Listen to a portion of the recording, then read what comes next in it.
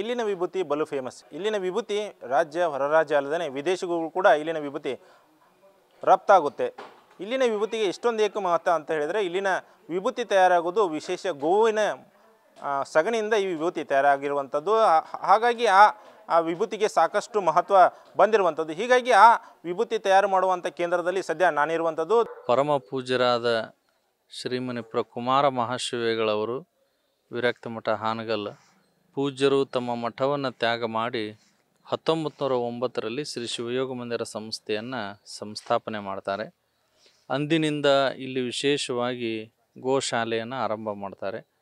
ಗೋವುಗಳ ರಕ್ಷಣೆಯ ಮುಖ್ಯ ಧ್ಯೇಯವನ್ನಾಗಿರಿಸಿಕೊಂಡು ದೇಶೀಯ ಗೋತಳಿಗಳನ್ನೇ ಉಳಿಸಬೇಕು, ಬೆಳೆಸಬೇಕು ಅನ್ನುವಂತಹ ಉದ್ದೇಶದಿಂದ 115 ವರ್ಷಗಳಿಂದ ಈ ಸಂಸ್ಥೆ ತನ್ನ ಕೆಲಸವನ್ನು ಮಾಡ್ತಾ ಬಂದಿದೆ.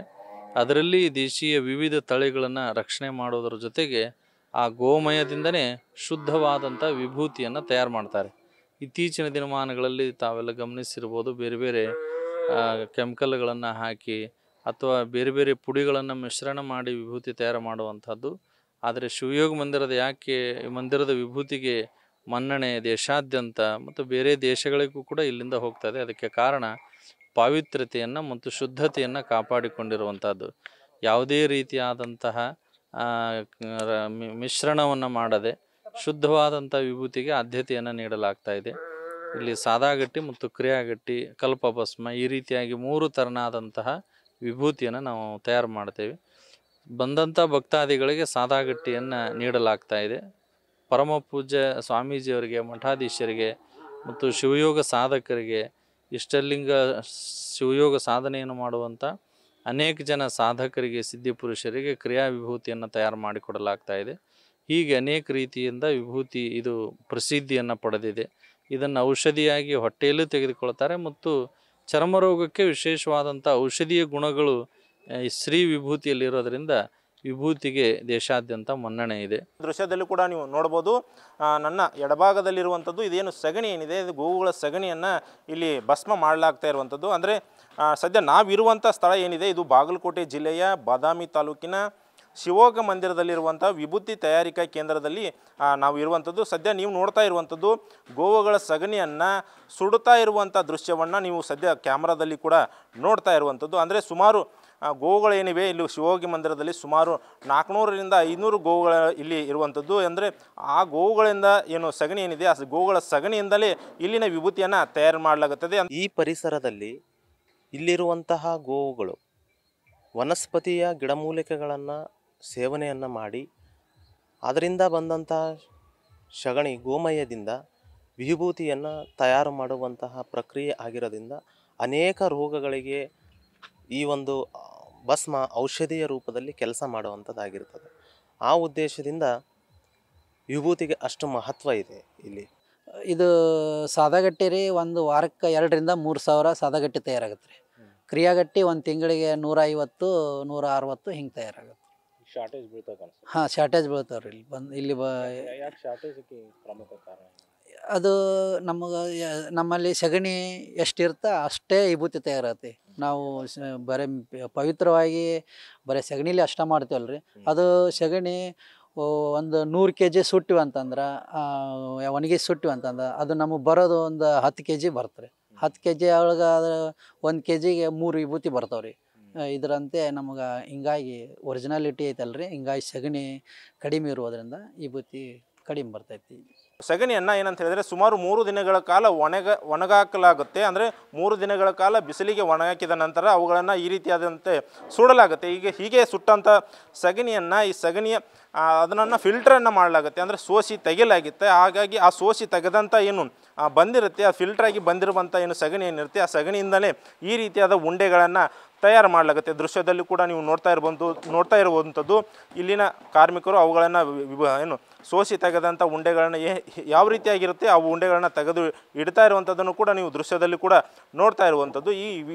ಈ ರೀತಿಯಾಗಿ ಅಂತ ಏನು ಸೋಸಿ ಬಂದಂಥ ವಿಭೂತಿಯನ್ನು ನೀವು ಮತ್ತೆ ನನ್ನ ಬಲಭಾಗದಲ್ಲಿ ಕೂಡ ನೋಡ್ಬೋದು. ಯಾವ ರೀತಿಯಾಗಿ ಅದನ್ನು ಆಕಾರಗೊಳಿಸಲಾಗುತ್ತೆ ಎಂಬುದನ್ನು ಕೂಡ ನೀವು ದೃಶ್ಯದಲ್ಲಿ ಕೂಡ ನೋಡ್ತಾ ಇರುವಂಥದ್ದು. ಅಂದರೆ ಇಲ್ಲಿನ ಕಾರ್ಮಿಕರು ಅವುಗಳನ್ನು ಒಂದು ಆಕಾರವನ್ನು ಕೊಟ್ಟು ಇಲ್ಲಿನ ವಿಭೂತಿಯ ಉಂಡೆಗಳನ್ನು ತಯಾರು ಮಾಡಲಾಗುತ್ತೆ. ಅಂದರೆ ಸರಿಸುಮಾರು ಈ ವಿಭೂತಿಯನ್ನು ಸೋಸಿದ ನಂತರ ಈ ರೀತಿ ತಂದು ಇವುಗಳನ್ನು ಒಂದು ಆಕಾರದಲ್ಲಿ ಈ ರೀತಿಯಾಗಿ ಇಡಲಾಗುತ್ತೆ. ಹೀಗೆ ಇಟ್ಟಂಥ ವಿಭೂತಿ ಉಂಡೆಗಳನ್ನು ಒಂದೇ ಆಕಾರದಲ್ಲಿ ಮಾಡುವಂಥದ್ದು ಇಲ್ಲಿನ ಕಾರ್ಮಿಕರಿಗೆ ಜವಾಬ್ದಾರಿಯನ್ನು ನೀಡಲಾಗಿರುತ್ತೆ. ಅದೇ ರೀತಿಯಾದಂಥ ಆಕಾರದಲ್ಲಿ ಇಲ್ಲಿನ ಕಾರ್ಮಿಕರು ಅವುಗಳನ್ನು ತಯಾರು ಮಾಡಲಾಗುತ್ತೆ. ಧಾರವಾಡಲಿದ್ದ ಬರಾಕತ್ತು ನಾವು ಭಾಳ ವರ್ಷ ಆದ್ರಿ ಇಲ್ಲಿ ಬರ್ಲಿಕ್ಕತ್ತ. ಇಲ್ಲಿ ವಿಭೂತಿ ಭಾಳ ಫೇಮಸ್ ಅದ ರೀ, ಇಡೀ ಕರ್ನಾಟಕದಾದ್ಯಂತ ಫೇಮಸ್ ಅದ. ಗೋವುಗಳನ್ನು ಇಲ್ಲೇ ಸಾಕಿದ್ದಾರೆ, ಚೆನ್ನಾಗಿ ಎಲ್ಲ ಅವಕ್ಕೆಲ್ಲ ಫುಡ್ ಗಿಡ್ ಎಲ್ಲ ಇದು ಮಾಡ್ತಾರೆ. ಆಮೇಲೆ ವಿಭೂತಿ ಅಂಗರಕ್ಕೂ ಫೇಮಸ್ ಇದೆ, ಇಡೀ ಕರ್ನಾಟಕಕ್ಕೂ ಸಪ್ಲೈ ಆಗ್ತದೆ. ಆದರೆ ಪ್ರೊಡಕ್ಷನ್ ಸ್ವಲ್ಪ ಸ್ಲೋ ಇದೆ, ಅವಾಗಿನಂಗೆ ಇಲ್ಲ ಇವಾಗ. ಸೊ ಹಿಂಗಾಗಿ ಒಬ್ಬೊಬ್ಬರು ಭಕ್ತರಿಗೆ ಒಂದೊಂದೇ ವಿಭೂತಿ ಉಂಡೆಯನ್ನು ವಿತರಿಸ್ತಾ ಇದ್ದಾರೆ. ಸೊ ಚೆನ್ನಾಗಿದೆ. ಇಲ್ಲಿ ವಿಭೂತಿ ಯಾಕೆ ನಿಮಗೆ ಇಷ್ಟ? ಇಲ್ಲಿ ನ್ಯಾಚುರಲಾಗಿ ಗೋ ಸಗಣಿಯಿಂದ ಮಾಡ್ತಾರಲ್ಲ, ಸೊ ಅದು ಒಂದಿಟ್ಟು ಹೆಲ್ತಿಗೂ ಚಲೋ. ಆಮೇಲೆ ವಿಭೂತಿ ಹಚ್ಕೊಳ್ಳೋದ್ರಿಂದ ಒಂದು ನಮ್ಮ ಸನಾತನ ಧರ್ಮದ್ದು ಒಂದು ಒಳ್ಳೆಯದಂತೇಳಿ ನಾವು ಧರ್ಮವನ್ನು ಇದು ಮಾಡ್ತೀವಿ. ನಾವು ಧಾರವಾಡದಿಂದ ಬಂದಿರೋದು. ನಾವು ಶಿವಮೊಗ್ಗ ಮಂದಿರಕ್ಕೆ ಅವಾಗವಾಗ ಬರ್ತಾ ಇರ್ತೀವಿ. ಆ್ಯಂಡ್ ಇಲ್ಲಿ ಎಲ್ಲ ನೇಚರ್ ತುಂಬ ಚೆನ್ನಾಗಿದೆ. ಆ್ಯಂಡ್ ಇಲ್ಲಿ ಗೋವುಗಳನ್ನು ನೋಡಿದರೆ ತುಂಬ ಇಷ್ಟ ಇದೆ, ಯಾಕಂತಂದರೆ ಎಲ್ಲ ಬಿಳಿವೇ ಇದ್ದಾವೆ. ಆ್ಯಂಡ್ ಇಲ್ಲಿ ವಿಭೂತಿ ತಯಾರು ಮಾಡೋ ಪ್ರೊಸೆಸ್ ತುಂಬ ಚೆನ್ನಾಗಿದೆ, ಬಟ್ ಅಷ್ಟೊಂದು ನನಗೆ ಗೊತ್ತಿಲ್ಲ. ಆ್ಯಂಡ್ ತುಂಬ ಚೆನ್ನಾಗಿತ್ತು. ಇಲ್ಲಿ ವಿಭೂತಿ ಫೇಮಸ್ ಅದು ಗೊತ್ತಾ? ಹಾಂ ಹೌದು. ನೀವು ವಿಭೂತಿ ಒಯ್ತೀರಾ? ಹಾಂ ಒಯ್ತೀವಿ. ನಿಮಗೆ ಯಾಕೆ ವಿಭೂತಿ ಒಯ್ಬೇಕು? ಯಾಕಂತಂದರೆ ಇಲ್ಲಿ ನ್ಯಾಚುರಲಿಗಾಗಿ ಇರುತ್ತೆ. ಆಮೇಲೆ ದೇಹಕ್ಕೆ ಚಲೋ ಆ್ಯಂಡ್ ತಂಪು ಕೊಡುತ್ತೆ ಅಂತ ಅಷ್ಟೇ. ಸ್ಕಿನ್ ಅಲರ್ಜಿ ಆಗುತ್ತೆ? ಹಾಂ ಆಗೋದಿಲ್ಲ ಅಂತ. ಹೀಗೆ ತಯಾರಾದಂಥ ವಿಭೂತಿ ಉಂಡೆಗಳೇನಿವೆ, ಈ ವಿಭೂತಿ ಉಂಡೆಗಳನ್ನ ಅದರ ಪಕ್ಕದಲ್ಲಿ ಅಂದರೆ ಅದರ ಮುಂಭಾಗದಲ್ಲಿರುವಂಥ ಬಟ್ಟಿಯಲ್ಲಿ ಅವುಗಳನ್ನು ಇಳಿಸಲಾಗುತ್ತೆ. ಅಂದರೆ ನೀವು ಮುಂಭಾಗದಲ್ಲಿ ನೋಡ್ಬೋದು, ಕ್ಯಾಮ್ರಾ ಮುಂಭಾಗದಲ್ಲಿರುವಂಥ ಏನು ಬಟ್ಟಿ ಕೇಂದ್ರದಲ್ಲಿ ಅಲ್ಲಿನ ವಿಭೂತಿ ಏನಿವೆ ಅವು ಉಂಡೆಗಳನ್ನು ಇಲ್ಲಿ ಹಾಕಿ ಅವುಗಳ ಮೇಲೆ ಗೋವುಗಳ ಸಗಣಿ ಏನು ಕುಳ್ಳು ಏನಿದೆ ಆ ಕುಳ್ಳು ಏನಂತೀವಿ ಆ ಕುಳ್ಳುಗಳನ್ನು ಮೇಲುಗಡೆ ಮತ್ತು ಕೆಳಭಾಗದಲ್ಲಿ ಇಟ್ಟು ಅವುಗಳನ್ನು 24 ಗಂಟೆಗಳ ಕಾಲ ಅವುಗಳನ್ನು ಬಟ್ಟಿಯನ್ನು ಇಲ್ಲಿ ಇಳಿಸಲಾಗುತ್ತೆ. ಅಂದರೆ ಸುಮಾರು 1 ದಿನಗಳ ಕಾಲ ಇಲ್ಲಿ ಆ ವಿಭೂತಿಗಳನ್ನು ಬಟ್ಟೆಯನ್ನು ಇಲ್ಲಿ ಇಳಿಸಲಾಗುತ್ತೆ. ಅಂದರೆ 1 ದಿನಗಳ ನಂತರ ಈ ಬಟ್ಟೆ ಸಂಪೂರ್ಣವಾಗಿ ವಿಭೂತಿಯ ರೂಪವನ್ನು ಹೊಂದುತ್ತೆ. ನಾವು ಧಾರವಾಡದಿಂದ ಬಂದೀವಿ ರೀ. ಇದು ಫಸ್ಟ್ ಟೈಮ್ ಬಂದಿದ್ದು. ಇಲ್ಲಿ ಕ್ಲೈಮೇಟ್ ಭಾಳ ಚಂದ ಅದ.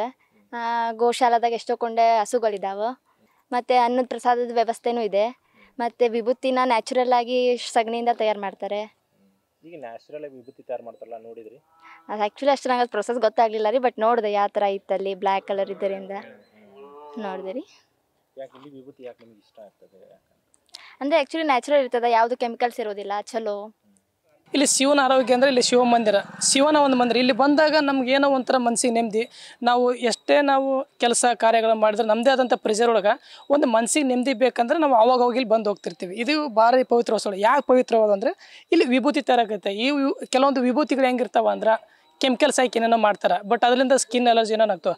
ಬಟ್ ಇಲ್ಲಿ ತಯಾರಾದಂಥ ವಿಭೂತಿಗಳು ಎಷ್ಟು ನಮ್ಗೆ ಆರೋಗ್ಯ ಕೊಡುತ್ತೆ ಅಂದರೆ ನಾವು ಡೈಲಿ ಹಚ್ಕೊಳ್ಳೋದ್ರಿಂದ. ಯಾಕಂದರೆ ಬಸವಣ್ಣವರು ಯಾವಾಗ 3 ವಿಭೂತಿ ಇದು ಮಾಡಿಕೊಂಡ್ರು, ಹಾಗಾಗಿ ಕೂಡಲ ಸಂಗಮದಾಗ ನಾವು ಓದೋತ್ನ ನಮ್ಗೆ ಅಷ್ಟೇ ಇದು ಅನಿಸುತ್ತೆ. ನಮ್ಗೆ ಅಲ್ಲಿಗೆ ಹೋಗ್ಲಕ್ಕ ಆಗಲ್ಲ, ಯಾಕಂದರೆ ಕೆಲವೊಂದು ದೂರಗಳ ದಾರಿ ಆಗ್ತವೆ.